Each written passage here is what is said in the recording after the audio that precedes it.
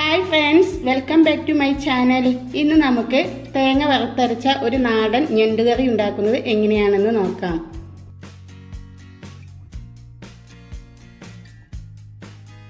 ആദ്യം നമുക്ക് ഞണ്ട് നല്ലതുപോലെ കഴുകി വൃത്തിയാക്കിയതിന് ശേഷം ഒരു പാത്രത്തിലേക്ക് ഇട്ട് കൊടുക്കാം.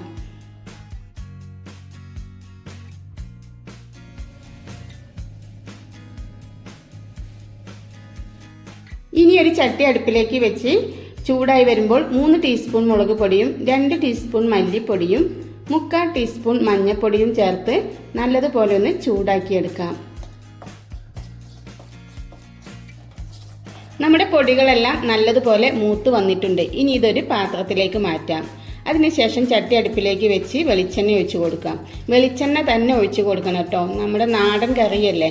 ഇനി ഇതിലേക്ക് തേങ്ങ ചേർത്ത് കൊടുക്കാം. അതോടൊപ്പം ഒരു 5-8 കുരുമുളക്, പിന്നെ ഒരു നുള്ള് പെരിഞ്ചീരകം. എന്നിട്ട് തേങ്ങ നല്ലതുപോലെ ഒന്ന് നമുക്ക് മൂപ്പിച്ചെടുക്കാം.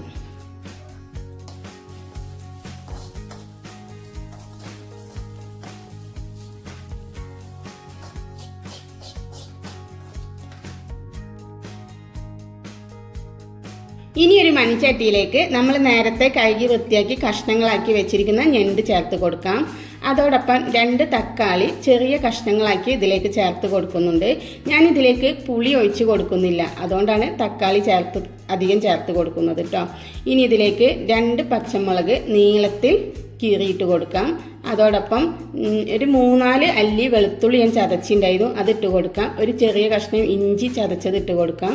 പിന്നെ ഒരു സവാളയുടെ പകുതി ഞാൻ നീളത്തിൽ അരിഞ്ഞ് ഇതിലേക്ക് ചേർത്ത് കൊടുക്കുന്നുണ്ട്. അതോടൊപ്പം പൊടികളായിട്ട് നമ്മൾ നേരത്തെ ചൂടാക്കി വെച്ചിരിക്കുന്ന പൊടികളില്ലേ, അത് നമുക്ക് ഇതിലേക്ക് ഇട്ട് കൊടുക്കാം. പിന്നെ 1 ടേബിൾ സ്പൂൺ ചിക്കൻ മസാലപ്പൊടി കൂടി ഇതിലേക്ക് ചേർത്ത് കൊടുക്കുന്നുണ്ട്.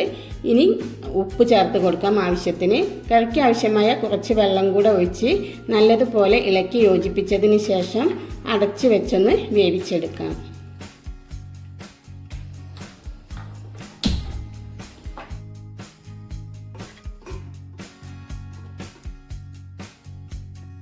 ഞണ്ട് വേവുന്ന സമയം കൊണ്ട് നമ്മൾ നേരത്തെ വറുത്ത് വെച്ചിരിക്കുന്ന തേങ്ങയില്ലേ, അത് ചൂടാറി വന്നിട്ടുണ്ട്.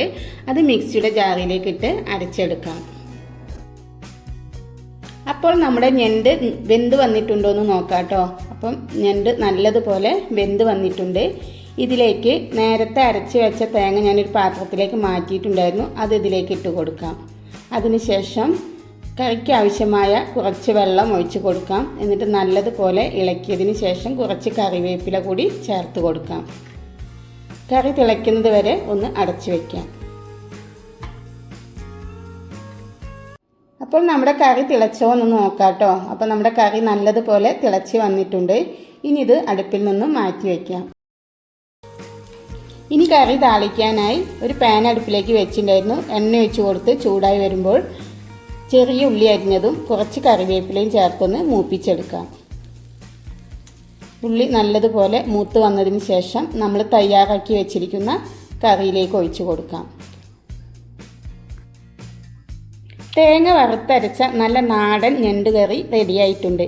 നിങ്ങൾക്ക് ഈ വീഡിയോ ഇഷ്ടമായ ലൈക്കും സബും ചെയ്ത് സപ്പോർട്ട് ചെയ്യണേ.